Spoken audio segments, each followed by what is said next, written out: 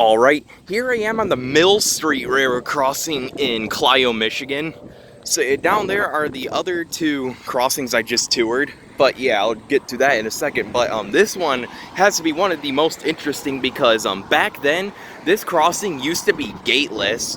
But now they installed brand new equipment on it and gave it some gates. And also back then, down in the Morris Railroad crossing, like the Union Street one that I toured, those other two cantilevers that I showed you guys in that video were also gateless back then. But yeah, those had been completely replaced, while this one just pretty much got a facelift. So yeah, I think this crossing also used to have mechanical bells back then, because the bells that it currently has look brand new, even though I'm like spoiling it right now. But yeah, let's get on with the tour. So for the first signal, it has a RACO cantilever, which are pretty common on the LSRC line. So yeah, here's the emergency information, the dot tag. Dot number is 232415Y. And then the mast lights are two pairs of WC Hayes 12 by 20 inch LEDs. And if you look right here, you can see an old C&O dot tag. Pretty nice with the same dot number on it. And the gate mechanism is a SafeTran gate mechanism. And the overhead lights are two more pairs of WC Hayes 12 by 20 inch LEDs. The heck was that noise? I don't know. So yeah, and then the bell is either a General Signals Type 1 or a General Signals Type 2 electronic bell. Pretty neat. And yeah, with all that done, let's go ahead and go on to the second signal. Alright, so here's the second signal, which is similar to the first.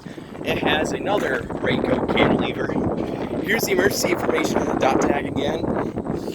And the lights are two more pairs of WC Hayes 12 by 20 inch LEDs. Same goes with the overhead. The overhead lights are also two more pairs of WC Hayes 12 by 20 inch LEDs. And the gate mechanism is a SafeTran gate mechanism, and I realized that both of these gate mechanisms have a RACO base, so maybe they were not gateless they were still gateless back then. And the bell is either another General Signals Type 2 or Type 1 electronic bell.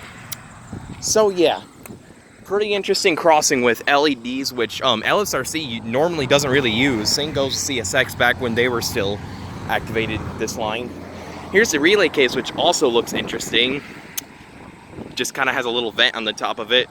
And also you can see Johnson Street's relay case and Vienna Row's relay case from here.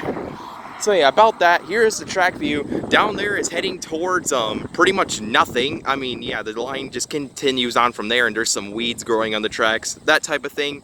Trains don't come out here all that often because the nearest yard is pretty dang far away from here.